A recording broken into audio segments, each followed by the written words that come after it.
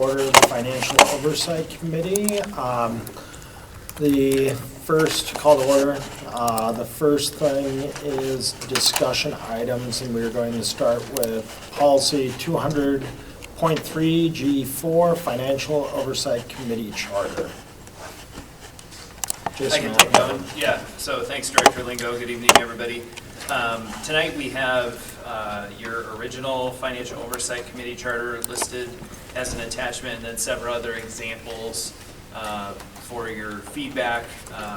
You have examples from the Cedar Rapids Community School District. You have what looks more like an agenda from Waukee, a sampling of some information from Waterloo about their committee structure, and then Des Moines Public Schools as well. You have an attachment there. In addition, also the IASB regulation, and a thank you to Emily Campbell, a community member who provided a proposal there for you as well that draws on some of these examples. And so really tonight what we wanted to try to get some feedback from the board on is if there was some consensus on a way to steer the committee charter, one of those that you might have liked better or had some feedback on, or a compilation of a few. There might have been some components of some of the other charters that you'd want to include in ours. And so I think about things like the financial reporting that happens at those meetings, the oversights, the oversight checks and balances that are provided, the committee structure and members of the committee, and just as you kind of discuss those things, I think those are all important functions you want to consider. So with that, we're happy to answer some questions or just give you guys some time to talk, or it's just some direction to us about how to reformat our existing Financial Oversight Committee charter and bring you back something to react to again. I think that's what we kind of expect from the process, is some back and forth once you dig into these. So I just want to say thank you to all the people who helped put together all of these things for us to consider. I have to say I felt a lot of relief looking at them, because I have felt like we are floundering, and I feel like this gives the some much needed structure to and a path forward to being just in a better position to have regular oversight, and to allow each member of the board to feel like they have the information needed to follow along and support and ask questions. I really appreciated having the full range of these charters or examples from the other districts. I feel like it's a little bit of a Goldilocks kind of thing. Like the Cedar Rapids example is a lot, but there's some really wonderful information, or some excellent ideas in there. I feel like something in the range of what Des Moines has would be helpful for us. It has, and I also appreciated the charter example that was drafted specifically for us. I feel like the draft that was created for us has a good sort of attention to what's in our charter anyway. I do want to call attention to the top of the third page, is under financial reporting and transparency in the draft. So it's the draft 200.3 G4. And there is a bullet under number 2, financial reporting and transparency, that says promote understandable financial communication for board members and the public.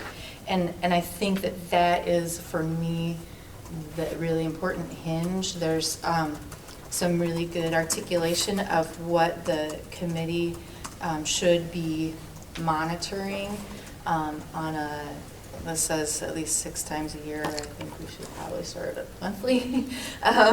But then putting together sort of the findings and the thinking in a form that helps the board members understand what the questions are that are being asked and the trends over time, I think would be really helpful in setting ourselves up for success and staying on track down the road. And I think those are my, I also, one last point, I very much appreciate the calling out community member participation in the committee. I think that has been a concern of mine. I'm new here, and the committee was just board members, and I don't know that we're finance experts, and I felt that that just felt very risky to me just from the minute I joined, and so I really like calling out that we are going to be seeking out community expertise to be part of this committee to help give us that guidance that we need. So, thank you. I'm sorry, but Jane, could you just cite the provision you talked about? Again, I missed. Are you talking about Jennifer? I'm sorry? Do you mean Jennifer? No, I mean Jane, sorry, you. Could you just cite what you were talking about again? I missed the document in the. Do you mean Jennifer? You mean Jennifer was speaking. Oh, I'm sorry. More attention. I was referring to on the agenda attachments, it's the, was it the first? I printed it out, so I'm sorry. The first one on the top right. Top right, yeah. The first one, yes, on the top right, it says ICCSD Financial Oversight Charter Proposal. Oh, okay. _ 2026-0401.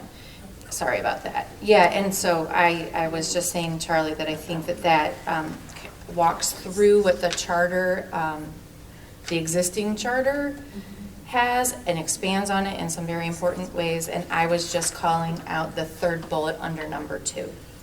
Okay, thanks.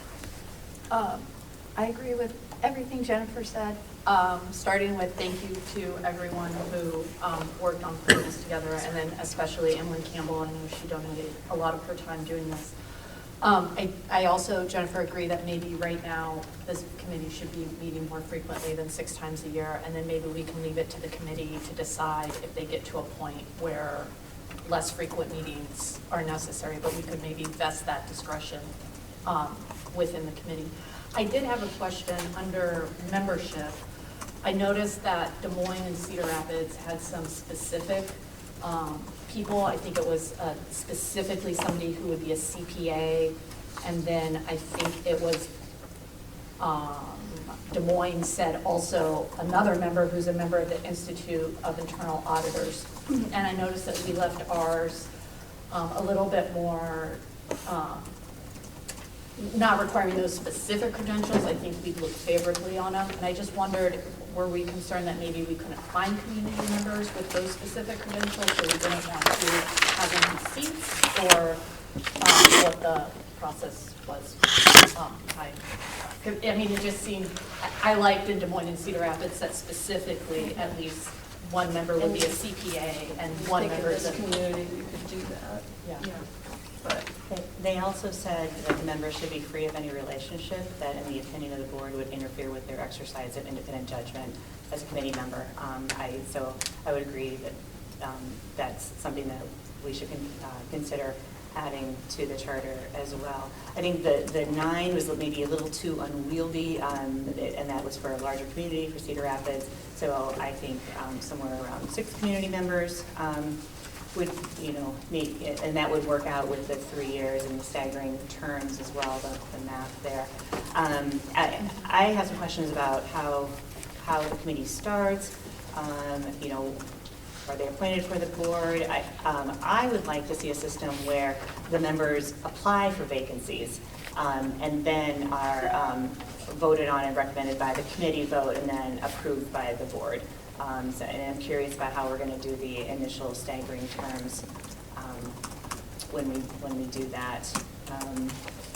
And I would also agree that they should meet more often than 6 times a year. And then just again, getting into the weeds, who takes the minutes? Is it the board secretary, or is it someone in the committee? how many board members, are we gonna have one that's a liaison?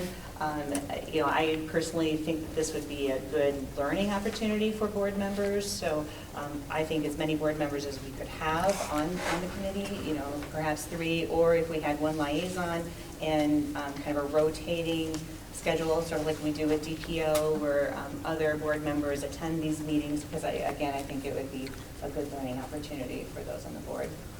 What about one static board member, like that Like serves one the entire, one yeah. liaison, Mhm. and then maybe a second Yeah. rotating chair? That would be like DPO. So there Right. could be 2 board members at the meeting. Mhm. All of us would have a chance to kind of rotate through, Right. and then one has that consistency. Right, yeah, the one of- liaison. yeah, goes to every Uh-huh. meeting. Yeah, I like that.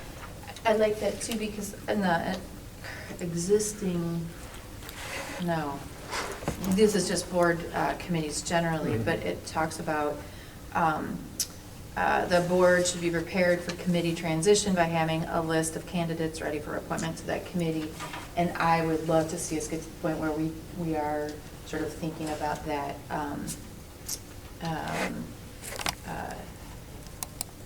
succession planning, I guess, and just, and so that would maybe be related to what you're talking about, that rotating chair. And then on the Waterloo charter, and I think this is from IASB, I think this is on several committees, but that first paragraph, or maybe the first 2 paragraphs, I think that would be nice to add to the beginning of this charter.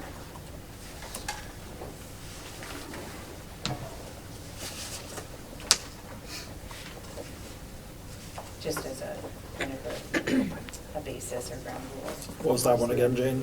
The one about committees generally? Yeah, committees generally. Do you think It's that would already be here. better? Don't we have a general policy on committees? We do. That's your next attachment. Yeah. Yeah. in, Okay. Agenda. That's and on there so- already, Yeah. okay. Because it seems like it's Yeah. good to apply to every committee that we have. Yeah. Do you know Yeah, what I think it mean? should be at the top Yeah, of every yeah. committee charter, yeah, just as a reminder. Yeah. So, Yeah, I like the proposal and that Emily Campbell provided with us, to us, so thank you.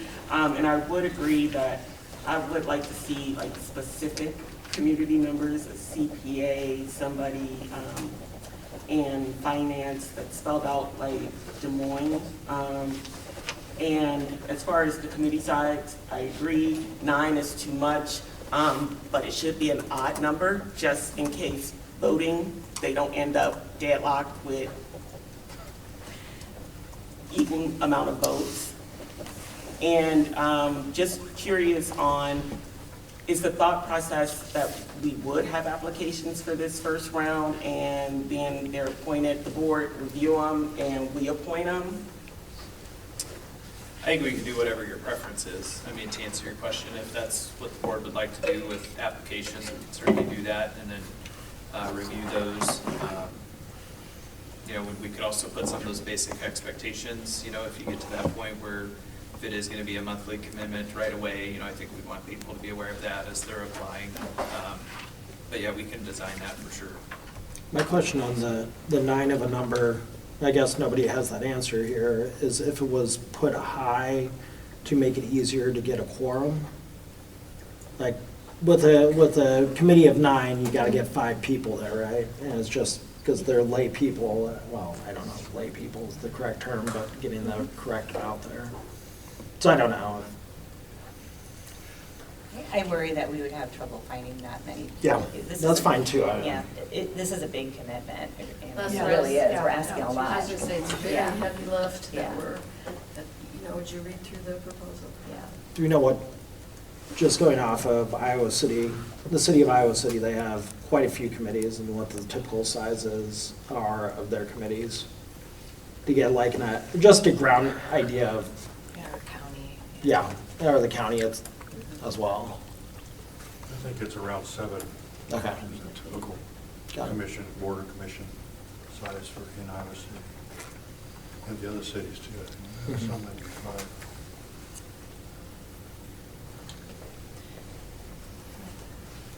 But you're talking about a total number of 9, is that right? Yeah, So as it's written right now, is a total of 9. 2 board members and 7 community. Would we have the board members vote though? No. They would be non-voting, right? Yeah. So, Yeah. It says 1 to 2 Board of Education members, Chief Financial Officer, they're both liaison, everybody, liaison role, non-chair for the first group with the Board of Education, Chief Financial Officer, ex officio, and then 5 to 9 community members. And we wouldn't contemplate the CFO being a voting member No. either, right? No. Just there to answer questions. Yep. So we would just need an odd number of community Community members, Yeah. because those are the only voting Right, so it could members. be 5 or 7. And then the last provision I would say is, then this was in some of the charters that I reviewed, a committee member removal for failure to attend 75% and approved by board. I think that's important to put a provision in there like that. I'm also noting that the document, our board regulation 208.0R1 board committees has a bullet point for a finance committee. So I assume the language there would have to be modified to reflect whatever we adopted. Yeah, I want to change it to match it. Yep.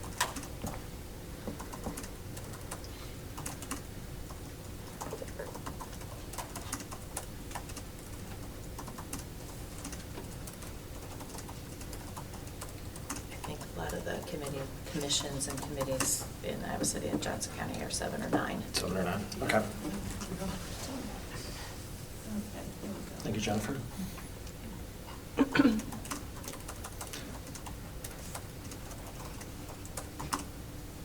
Yeah.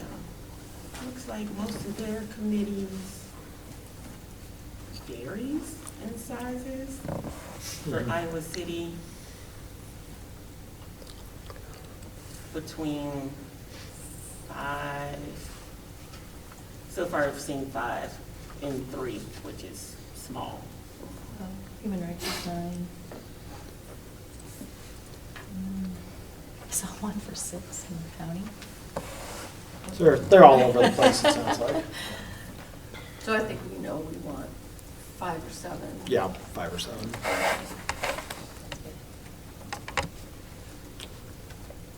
Does everybody, I'm just going through the responsibilities. Does anybody have any questions on any of the 8 bullet points or 8 subsections under that area?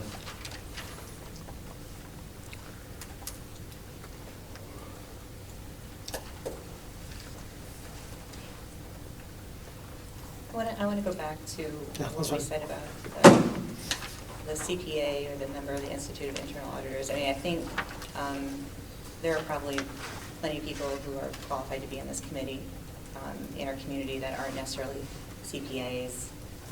I mean, it could be something that we say, preferred to have one of each of these, but it may be a situation where we're not able to find that as well. So, That's, yeah. go ahead. I have a recommendation for you to where to look for, if you want to look for, you want everybody for CPAs. Every state has a CPA board, like Illinois CPA board, Iowa has an Iowa CPA board. A lot of people who are part of that are always looking for committees to sit on because it's recommended to do so. So that would be a really good pool of people to reach out to if you're looking for something like that, because they have to actively sit on a board. So, Great. Thank you. Did we talk about having the chief financial officer as an official member or not? Yeah. So we've retained that, is that right? Yep. Director Finch, I just want to go back to what you said, make sure I captured it. Sure.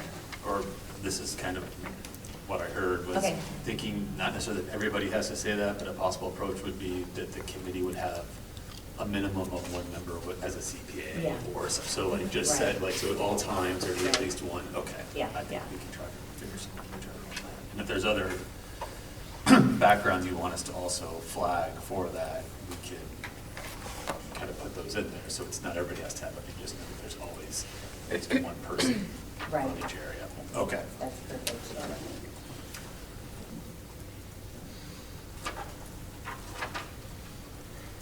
Do we need to build in some language about what would happen, the comment about removing someone who doesn't attend 75% of it? Like, Yeah, what would yeah. happen? And maybe somebody moves, right? And so a midterm vacancy, do we need to build in some language about how we would appoint for that type of, situation? Probably, I mean, Yeah. it kind of connects to what Jennifer was talking about too, with succession planning. Yeah. Like, if you had some that, if we did get enough people that applied that we weren't able to put on the committee, then, we could build in some language to say we'd go to the next person, something to that effect, but, yeah, we can put that in there. One other thing that I was just looking through it again to see what specific language is in here about how this committee engages with the full board.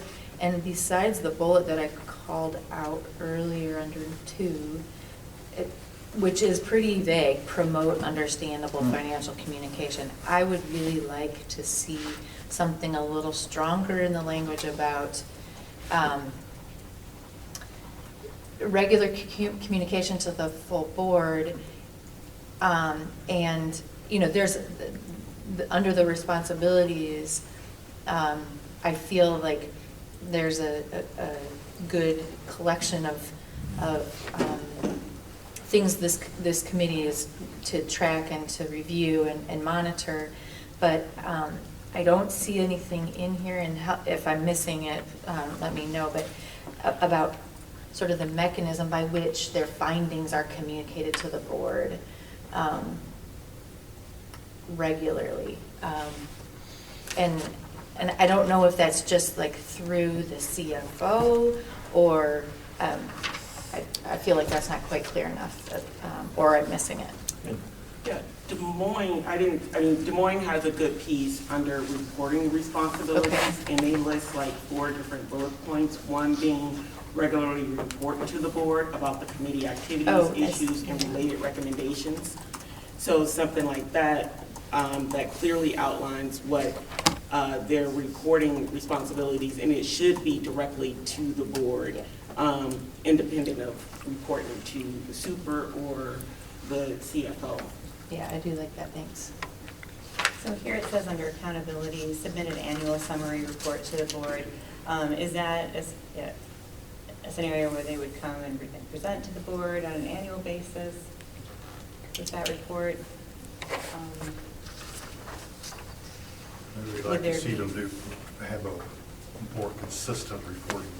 Yeah. Would other recommendations flow through the CFO to the board, or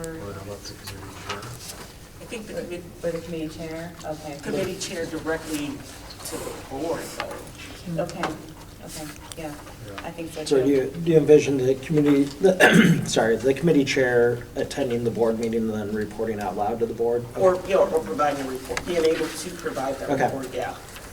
And how often? Well, at first, if they're meeting monthly, at a minimum monthly, after that meeting, we should get a report out. So probably every second meeting, hopefully they would have had a meeting before then. And it can be a standing item on that agenda. Okay.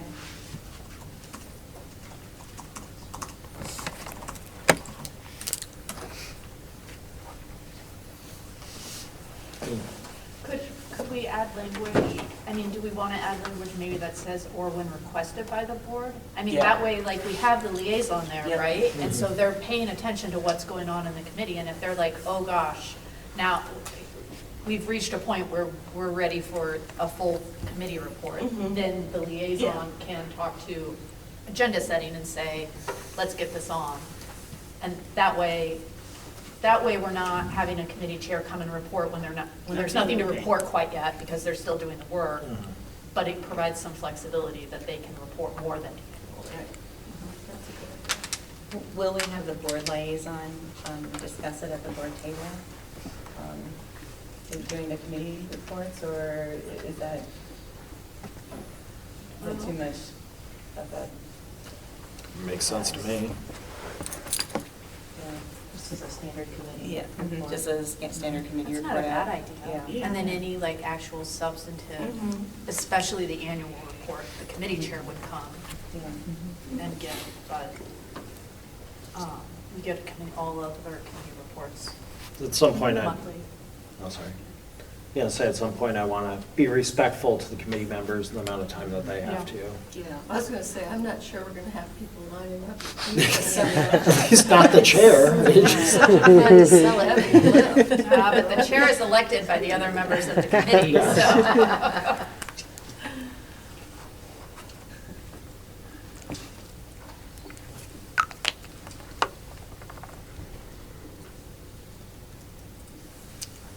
Any other comments or questions over this?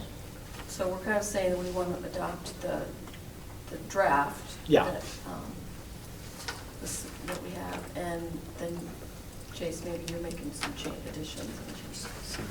Thank you. Do you want to go through what you got, so do you have, is it a longer list of things, or just I mean, I the kept high more- points? I kept more categories, sounds like you were keeping some of Yeah. those as well. I mean, one is, it's something we don't have built out yet, that we Yeah. want to make sure that we look at the selection process. Obviously, how do we first get people to apply and then selected, then how do we go about staggering the terms, zeroing in on that number of community members that would be on, looking at either 5 or 7 right now, setting some sort of language around that the committee would have members, the committee would have members of the community from certain backgrounds, like a CPA or finance, but not that every member had to have it, just setting it so you have those represented. We'd have 2 board members, non-voting. We'd have the CFO, non-voting as well. We need to work on adding a section about committee members meeting their responsibility, and that they need to attend 75% of the meeting. That was a number that was thrown out. It doesn't necessarily need to be that before they would be removed. And then also a process for appointing new members to fill vacancies, either created by members having to roll off or voluntarily selected to roll off during their term. More language about how the committee would communicate with the full board, looking at a regular reporting structure once, possibly multiple times a year, and then as needed or requested by the board, and also having the board liaison share out during the standard boarding reporting process that we already have. And then I don't think we settled on our frequency of meetings. I know the number of 6 have been thrown out, but then it was, does it meet more at the beginning? So just providing some language or recommendation there. I noticed in the Des Moines, I think it, Got it. yeah, great list. I was just going right to your last question. One of the examples that we have in front of us talks about that committee reviewing basically all the bills. I mean, I think it depends on how detailed we're going to ask them to be. If we are going to shift primary responsibility for anything that is currently on the full board, monthly to that committee, I think that would have an impact on the frequency of meetings. That's why I thought the Waukee example was interesting, because it seemed like they're taking a lot of action in that finance committee. And so I didn't, I feel like we need to get some answers there about if that is their, as far as the attendance, how many of those are board members, that they're actually then taking action on some pretty Yeah, I significant tried to compare the district names or business. something, and then I got a little Yeah. lost. Yeah, Trying to figure but I out thought it was what interesting about some how board members, yeah. you were connecting that, Jennifer, there about, them moving some of those things forward, or some of those financial reviews, Yeah. happening there, and then taking action on those in a committee. And then the follow-up question would be, then does that flow up to the full board or at a full board meeting, for approval out of the committee. So just thought it was just kind of an interesting list of business that they had there. Yeah. That's why we included that example. Do we want to have term limits for any of the committee members? I thought it was a 3-year term. But I mean, so then can they serve another 3-year term after that? Yeah. But our board committees regulations say 2-year terms. You mean in the general committee Yeah. policy? Yeah. Yeah. I think, don't we have provision about it, like, well, you can only serve 2 consecutive terms? I do remember that, yeah. My, Committee members My- serve 2-year staggered terms. The staggered terms will expire, so there's no more than 1/3 of the terms expiring at the same time. The board should be prepared for committee transition by having a list of candidates ready for appointment. I don't know if I think I'd like to see these terms be longer, and part of it is because Iowa School of Finance is its own beast. It'll take that- a year to kind of understand what That they're. by the time, like, the 2-year term, I don't know if they But- necessarily understand it, or if you want to throw someone out just because it's in that policy. I think you got a point there, Vince. This is a complicated committee to Yeah. have to be on and try to be good at it.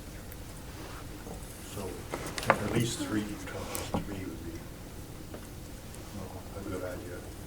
I think the equity committee, Jane, and we were looked at number of terms at one point. Well, while I was on it, it was switched to, you could do 2 3-year terms. 2-3 years. Yeah. So that's going against the Yeah. board committee policy. It's possible So it looks like we need to look at change. that. Well, we can write in this 208 is up for language. review. Well, no, we don't have to review 208. We just, in this policy, we write notwithstanding the language in 208.1, Yeah. these members will serve 3-year terms. Got So it. we can solve that problem through the policy, through this committee policy. But I think it makes sense. Mitch, I agree with you that 2 years is too short, like Yeah. it should be Yeah. 3. And I don't think we should make people rotate off after just 1 term, because again, of the high degree of specialized knowledge that it takes to serve on this committee. So maybe, like 2 equity, 3-year 2 terms. 3-year terms is, I like is, that. yeah. If they want off, they want off. Yeah.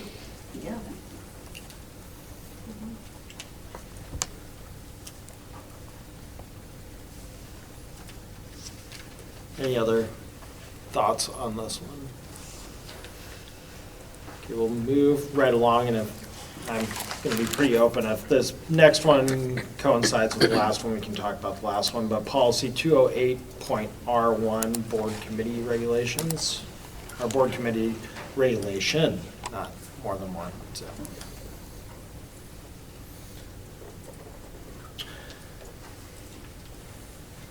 Superintendent or deputy superintendent? Yeah, I was just pausing here for a minute because this is what I was reading from, talking about the terms of office.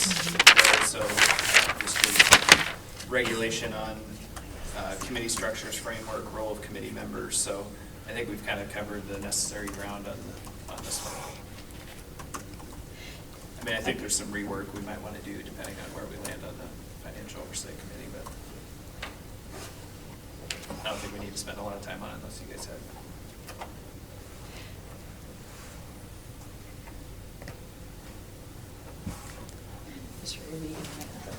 I'm waiting on you. Not put on the pressure.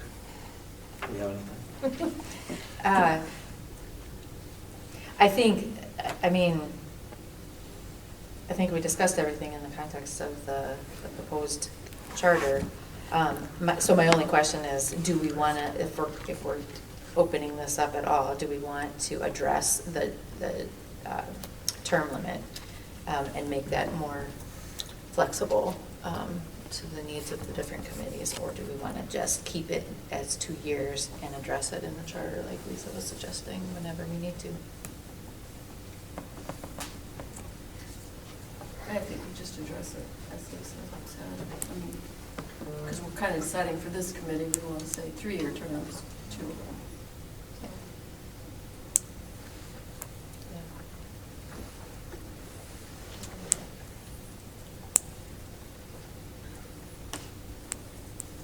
So addressed it in the charter of the financial So oversight. it sounds like. Okay.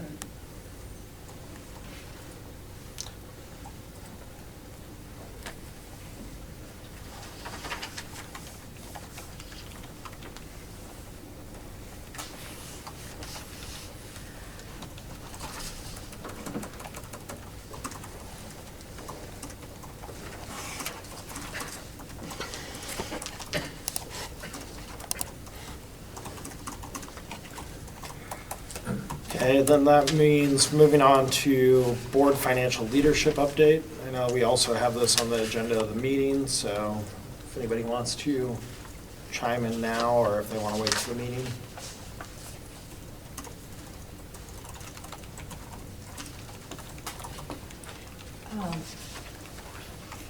I just was noting that on page 1, bullet 4, we have done, made that resolution, and so I think we can update that. And there's an L in Fromald in the second bullet. Do we know when the professional development will be with IASB and School of Finance? So we did a call with ISB during agenda setting, and I think we left it up to them to get back to us with some dates, right, Molly? They would Yeah. give them some off Tuesdays, like keep it on Tuesdays, but not when we have board meeting. I feel like we maybe landed on June 2nd. For ISB to, but we're waiting to hear back from them. I think they had to confirm, but Right. yeah, I do have a question mark on my calendar for June 2nd. Yeah. Yeah, so that was a But tentative we one, but haven't they heard had to back from confirm. them about that, so. So for that item, and then the second to last bullet, I'm wondering if it would be beneficial to just add target dates, or just some acknowledgement that we are actively seeking dates for those. Because my other question about this document in general, which I really am glad we have, is if it is something that we can make easily, some version of this easily, I mean, I know it's public, but like something that people who are like, what is the board doing about this stuff, can easily find. I don't know. Sorry, the tornado sirens are going off, so we're like, is that the sirens? I heard a buzz. It's just severe thunderstorm warning, I think, Okay. at this point. Give it out. Probably because of the derecho effect. The wind. It shows 50-mile-per-hour winds. So, anyway, not that anybody cares, that's going to be some months from now. So Director Horn Fraser, are you suggesting we add it somewhere on the website? Is that what I'm? So I'm just thinking about ways to help our community easily see what we're paying attention to and what we're doing about it. And so I was even thinking of something like, this is all really good information. Is it easy to, or not a ton of work to put it into a table with like, here's the action or the issue, and here's the date we did what we said we needed to do, just like some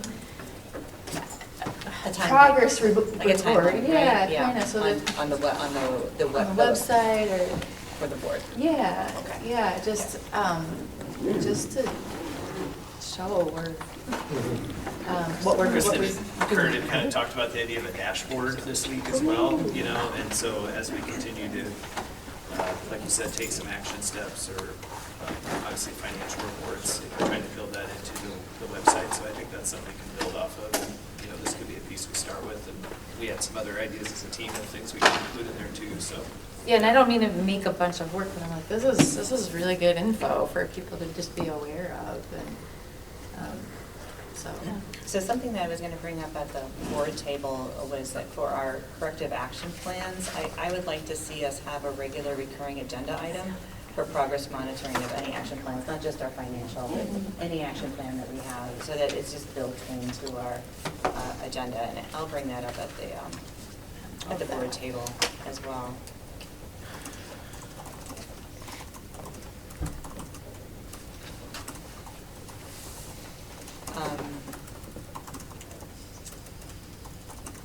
Yeah, I'll wait for the regular meeting, because I'll just be repeating myself. It's true, okay, all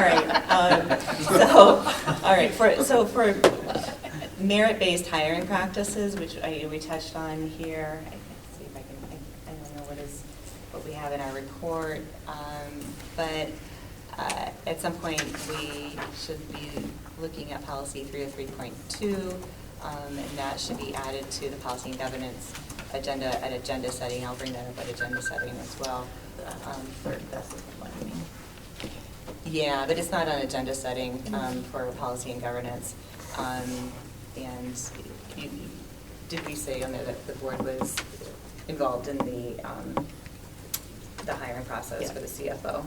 Okay. It doesn't specify position, but it just says administrator. Okay, great. Yeah, so if we could take a look at policy 303.2.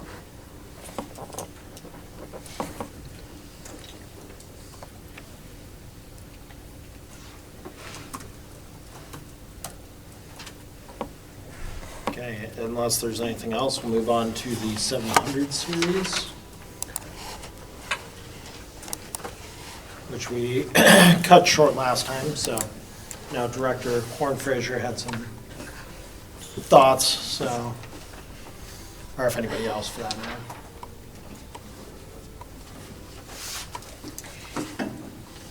A lot of the comments that I have on these are actually potentially, well, they're connected to, potentially addressed by the charter under formation Okay. for the Financial Oversight Committee. But I just called out a few of the policies. One is 707.5 internal controls. And it talks about, and this kind of goes back to what you're talking about, Jane, with the agenda item for what we're doing with respect to corrective actions. But I'm interested in getting more explicit, and I don't know that the place for that is in the policy itself, but it has to be somewhere in how we operate, like that mechanism for how we monitor concerns with controls and those kinds of things. And I'm also interested in, there is, and I'm glad there is, reference to, any employee who suspects fraud, impropriety, et cetera, shall report their suspicions and acknowledge or specifies that there will be no retaliation. I think that I feel like we have some really pretty good policies, but where we've maybe not taken all the actions that relate to them, if that makes sense. And I don't know how to solve that. I just wanted to raise it as something to think about. Like, how do we get to the point where it's just part of our culture, where if you're at O'Hare, if you see something, say something, this. And that's just how we are, because we want to make it right. Like, we want it to work, and we want to, I'm so glad you brought that up, because I have this later on in the meeting, actually, where I brought it up at agenda setting at the last regular meeting, and then at the meeting before that, an employee feedback system.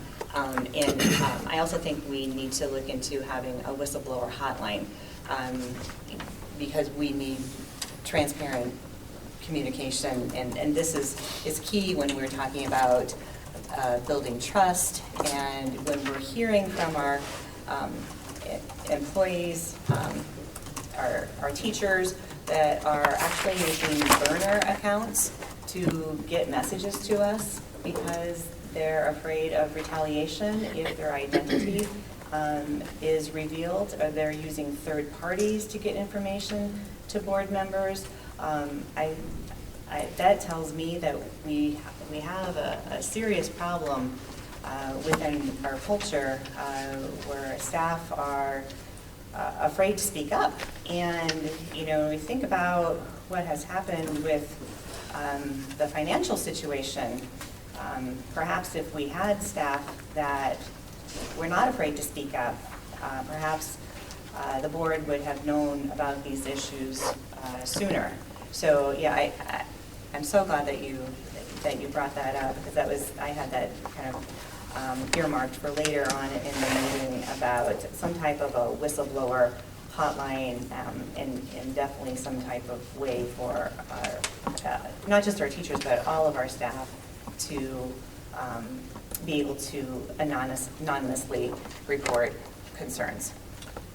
So Jane, do you think that IASB might have some guidance for districts that want to have That's a secure good- ways of? Yeah, that's a good idea. We don't need to reinvent the wheel, right?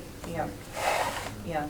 And I certainly agree, I'm sure we all agree that having voice of communicating by employees about some things that they see that they want to have some input into, Yeah. At least until we get out of this crisis situation. Well, yeah, but even better continuing too. Yeah, I mean, right. I think that's a good ongoing thing to try to establish. I had a question about 707.5G1 relating to capital projects planning and approval.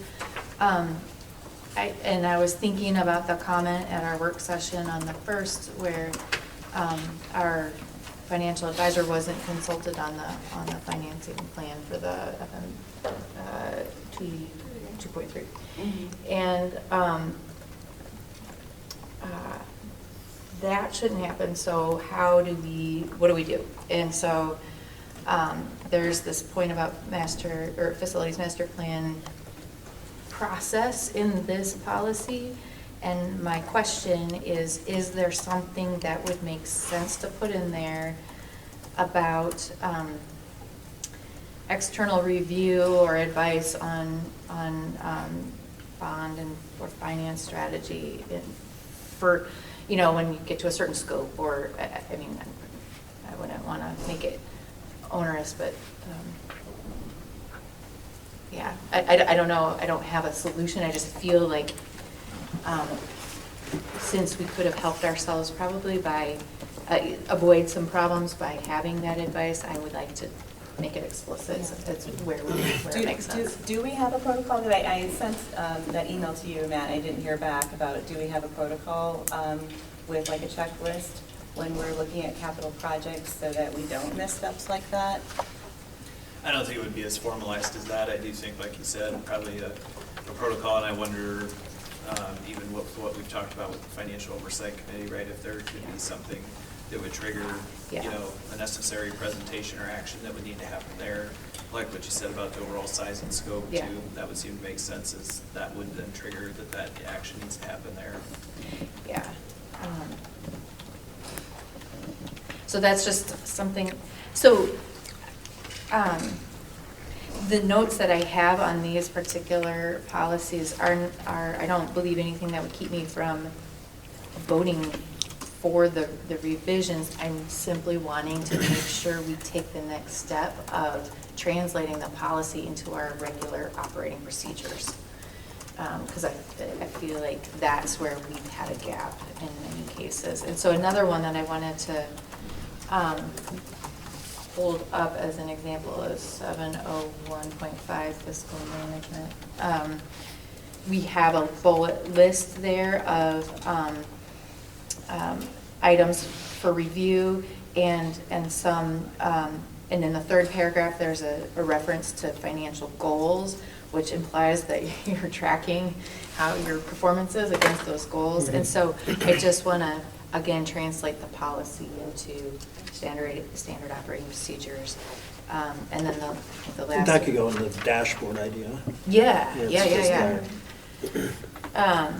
And then the last one that's related to that is 701.5R1, which just has more detail about metrics and how that we could not only set and be aware of the goals or the parameters, but actively track them.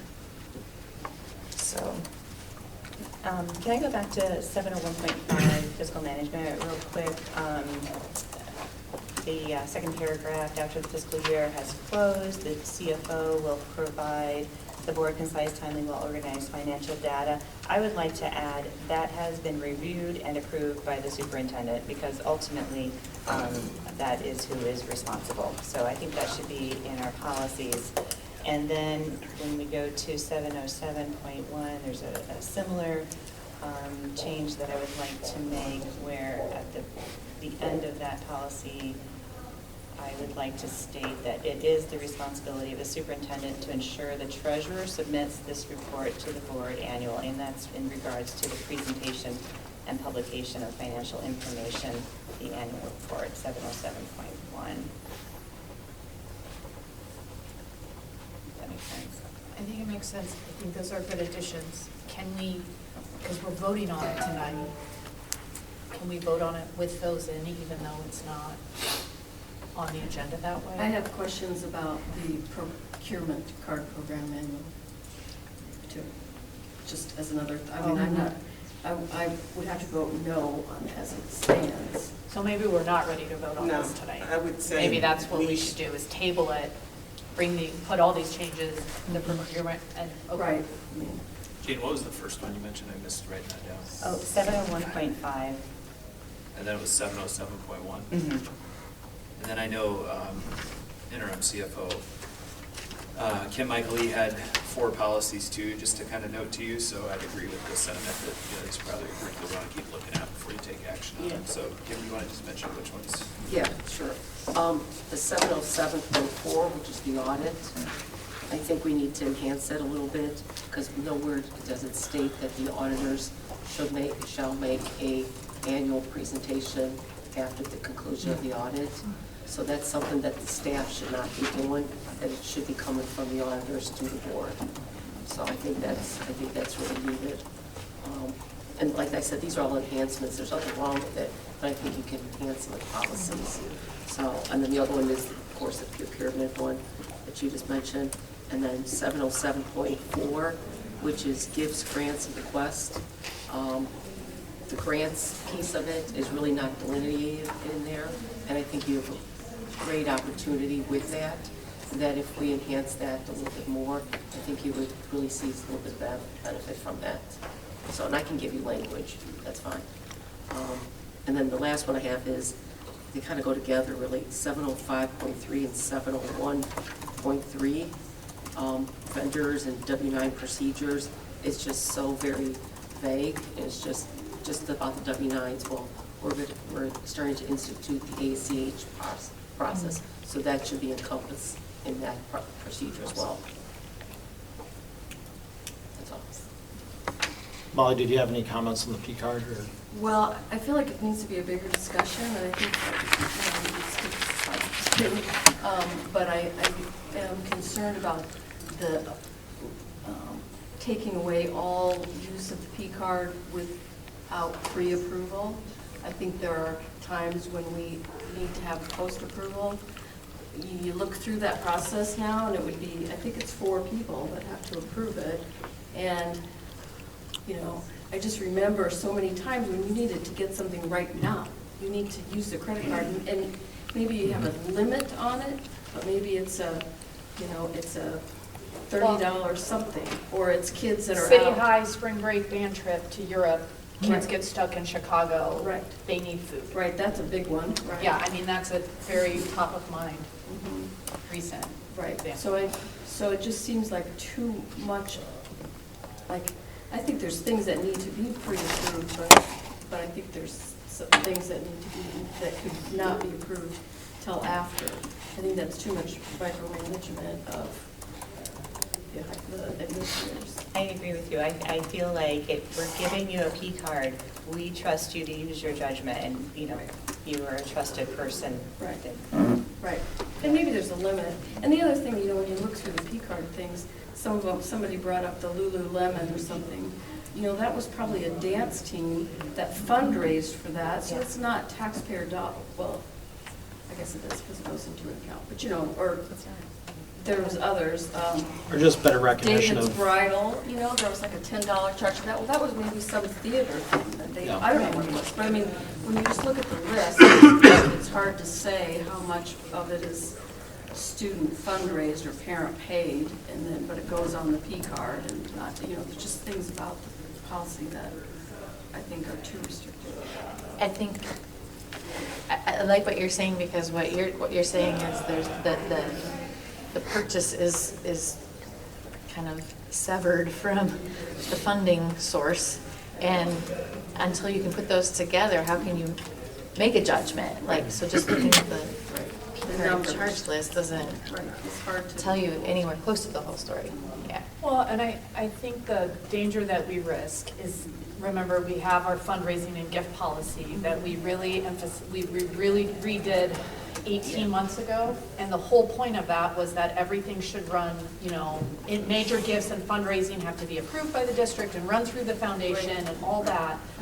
And if we implement a strict P card policy, then what groups, student groups and organizations are going to do is do all of their fundraising outside of the district. They're going to house all that money in separate bank accounts, and they're going to violate that policy because they won't have the flexibility to spend it on the things that they want to, like the, veil from David's Bridal for the show choir event. And then we're going to have problems enforcing the fundraising policy.